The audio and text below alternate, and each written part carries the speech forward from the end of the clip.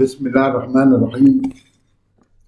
على الله توكلنا، ربنا افتح بيننا وبين قومنا بالحق وأنت خير الفاتحين. أحبائي، أهلا بكم وحلقة جديدة، حلقة هامة ومخطوطة من أخطر المخطوطات ومن أعجبها ومن أدهشها، تحمل في تفاصيلها الكثير من الأسرار، سواء عن شكل وملامح المهدي أو علامات الظهور قبله أو بعده، وترسم صورة ومشاهد رائعة عن الفترات القادمة. قبل الدخول في الحلقة أود أن أشكركم على تفاعلكم مع القناة. يعني أنتوا عديتوها الألف، وهذا فضل تستحقوا عليه الشكر. هي قناتكم وأنا الضيف فيها. أشكركم من كل قلبي أحبائي. نبدأ في المخطوطة. هذه المخطوطة من كتاب 5 لقصيدة أو منظومة تسمى بمنظومة القدس الشهدي في أوصاف المهدي، وهي عبارة عن رسائل كانت تأليف لشهاب الدين الحلواني، وتحتوي على 55 بيت حول أوصاف وملامح المهدي، مأخوذة من الأحاديث الواردة في الصحاح والمسانيد. وشهاب الدين أحمد بن إسماعيل حلواني الخليجي الشافعي المصري هو عالم مصري، مولده ووفاته قرب دمياط، وله أعمال كثيرة. القصيدة أحبائي اللي قام بوضع تلك القصيدة واهتم بها محدث يدعى محمد البليسي، هو أيضا مصري، وكان من الفضلاء المعروفين ومسؤول عن تصحيح قسم العلوم بدار الطباعة ببولاق بمصر. نشوف القصيدة العجيبة أحبائي. أنا هقول 5 أبيات ويعني أعرج عليهم كده في الشرح كده سريعا. هنمشي 5 أبيات مع الشرح، بدل ما أقول القصيدة كلها وبعد كده أشرحها، لا خلينا، والشرح هيكون يعني بسيط. أحاول أبسط لحضراتكم الأمر، لأن القصيدة 55 بيت، لو أشرحها بالتفصيل هتحتاج وقت كثير. القصيدة عفوا أحبائي. مالك الملك الحمد، هب صلاة طول، بسلام إلى الرسول تؤول، بهذا السؤال عن نبأ المهدي، ماذا منه أبان الدليل، خذه رمزا يغني اللبيب، ومما بسط الناس يطلب التفصيل.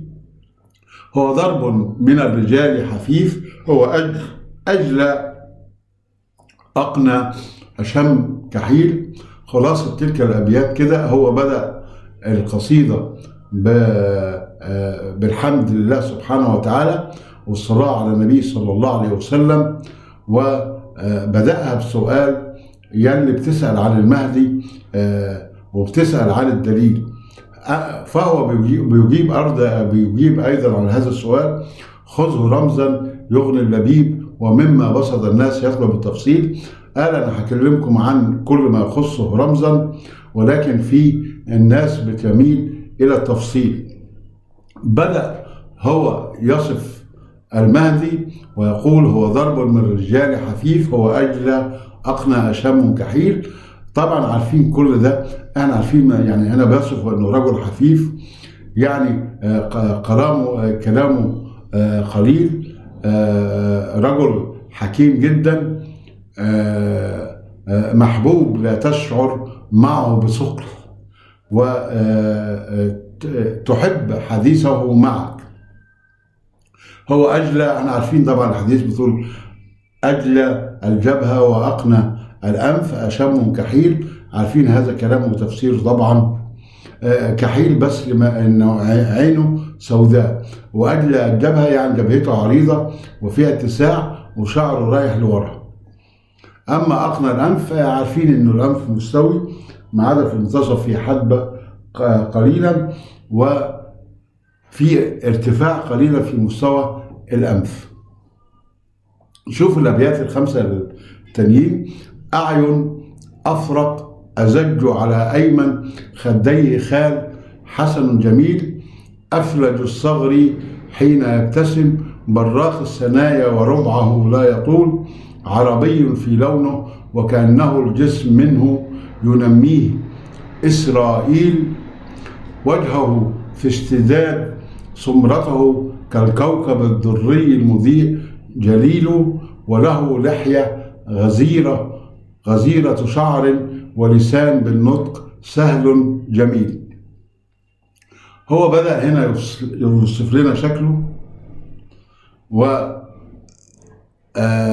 ويوصف لنا إن في علامة على خده الأيمن وأنه أفلج الصغر حين يبتسم براق الثنايا وربعه لا يطول، يعني في مسافات كده بين سنانه وهو بيبتسم.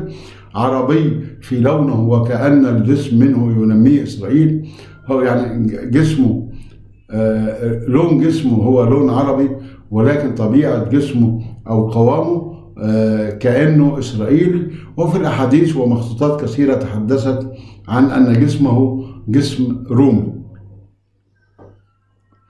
وجهه في اشتداد سمرته كالكوكب الدري المضيء جليله، يعني بقول إن وجهه جميل فيه سمرة خفيفة، هو يعتبر مثل الكوكب الدري الذي يشع النور.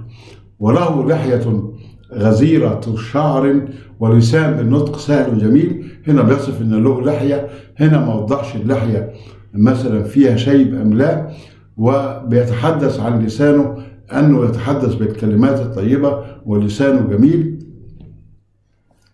ناعم الكف بين فخذيه بعد خاضع خاشع كريم منيل يقسم المال بالسوية يخفو أثرا قد قفاه الرسول وله كالكليم ينفرق البحر ويخضر يابس مستطيل وبوتر يقوم في عام إحدى مثلا في عاشورها فيصول.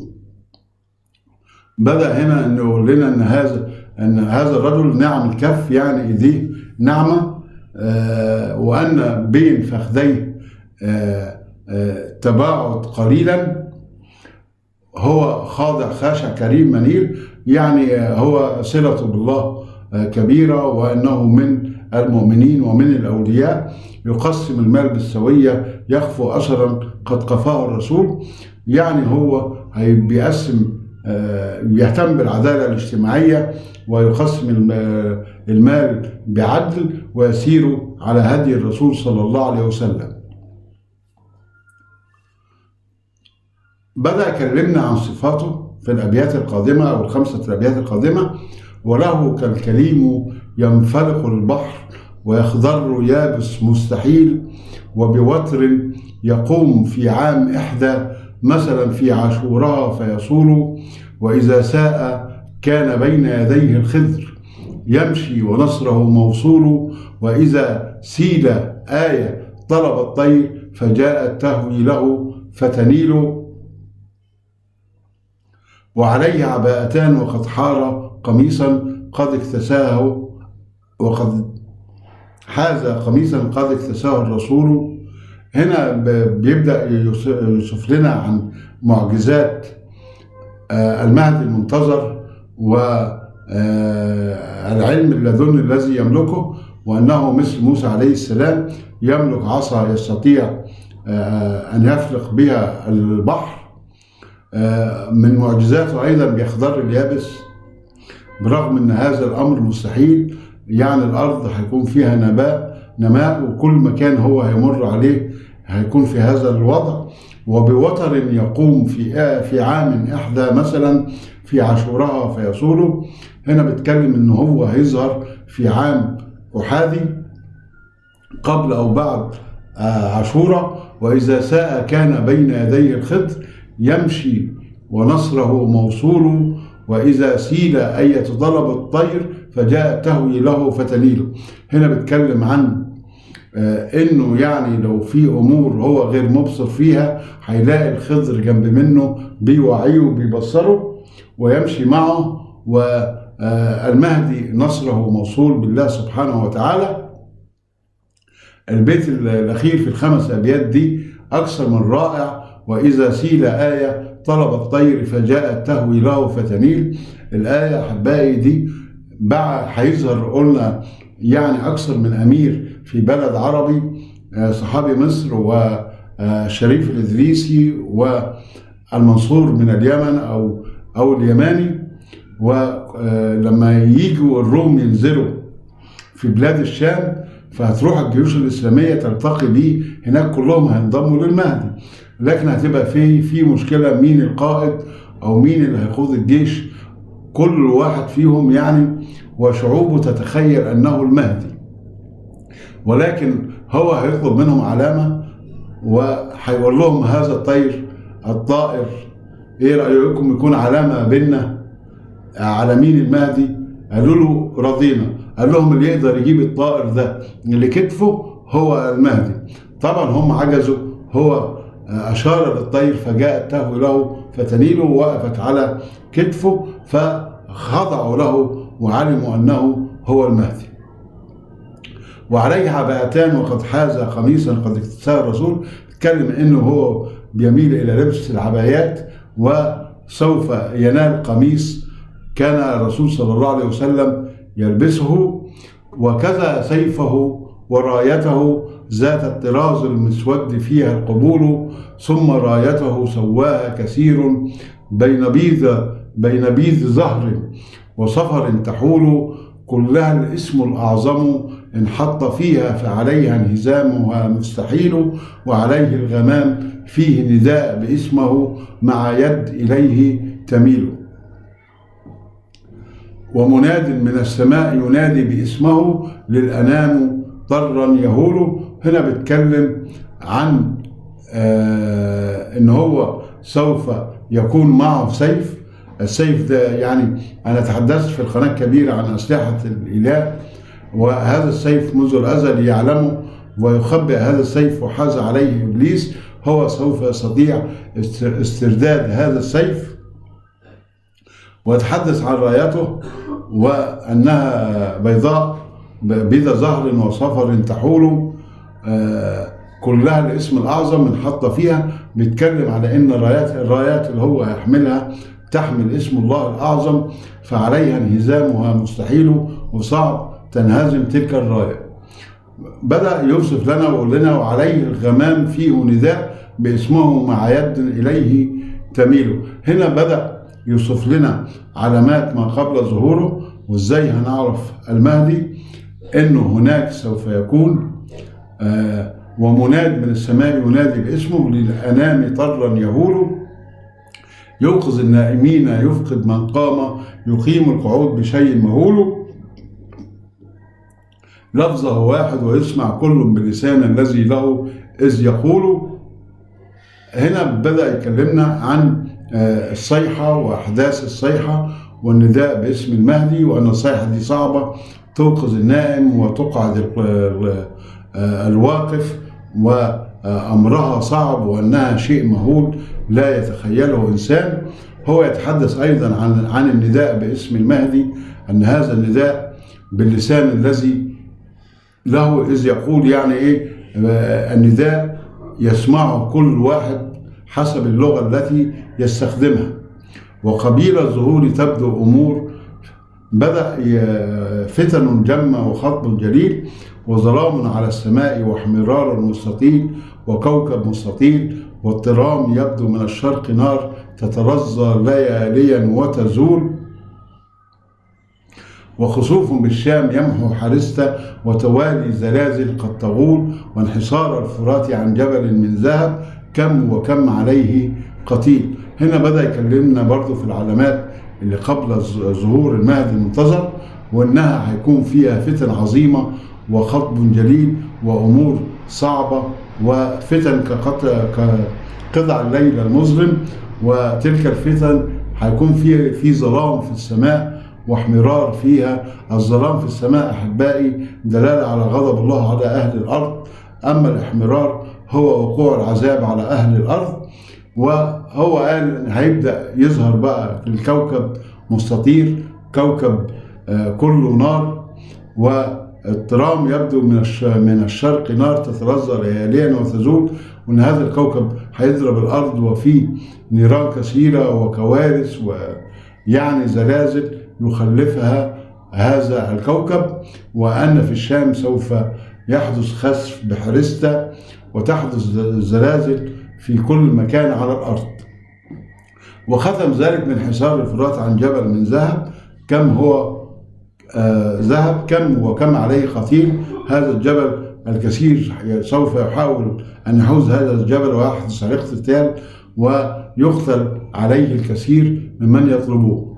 وطلوع القرن العجيب المرائي ذي السنين الذي دهاها المحول، ونداء من السماء بأن الحق في آل أحمد ما يحول، ونداء الشيطان في الأرض أن في آل عيسى أو غيره لا يزول، ولنصف من شهر صوم ترى الشمس بوصف الكسوف حقا تحول، ولأوله يخسف الطوس أو يخسف في سنتين فيه نقول، وبشوال اتحاد وفي تلوية كرب يليه حرب يطول. هنا بدأ يتكلم عن نداء الحق من السماء، وأن هناك صيحة من السماء، وهناك صيحة ونداء أيضا من الشيطان. نداء الشيطان هينادي باسم الدجال على إنه هو المسيح. وهنا بيصف الأمر بعناية، وتحدث عن علامات أيضا قبل الظهور، نهب للحجاج وقتل فيهم، وحدد المكان بمنى فالدماء تسيل، وسوف تسيل دماء كثيرة. ثم يقضى خليفة فيطول الخلف في من له الأمور تؤول، فيقوم المهدي من جهة الغرب أو الشرق رداءه جبرائيل، فهو سور على المقدمة الغراء وسور الوراء ميكائيل، والأمير الإنسي مع جبريل صاحب الخرطوم الولي الجليل، فهو عز المهدي ناصره المنصور محبوبه فنعم الخليل. هنا بدأ يكلمنا عن برضو علامات قبل الظهور، أن سوف يحدث موت لخليفة، ويحدث اقتتال بين أمراء على من يكون له الأمر يؤول. وهنا يبدأ ظهور المهدي. هو قال من جهة الغرب أو الشرق رداءه جبريل، فهو سور على مقدمة الغراء وسور الوراء ميكائيل، يعني أنه مؤيد معاه جبريل. ووجود ميكائيل هنا يعني قائد للملائكة مع المهدي، يعني جند من الله سبحانه وتعالى يسخر له جند من الملائكة. أما الأمير الإنسي مع جبريل صاحب الخرطوم الولي الجليل، فهو عز المهدي ناصره المنصور محبوبه فنعم الجليل. هل هذا يعني أعتقد يقصد بهذا الكلام المنصور أو اليماني الذي سوف يظهر باليمن؟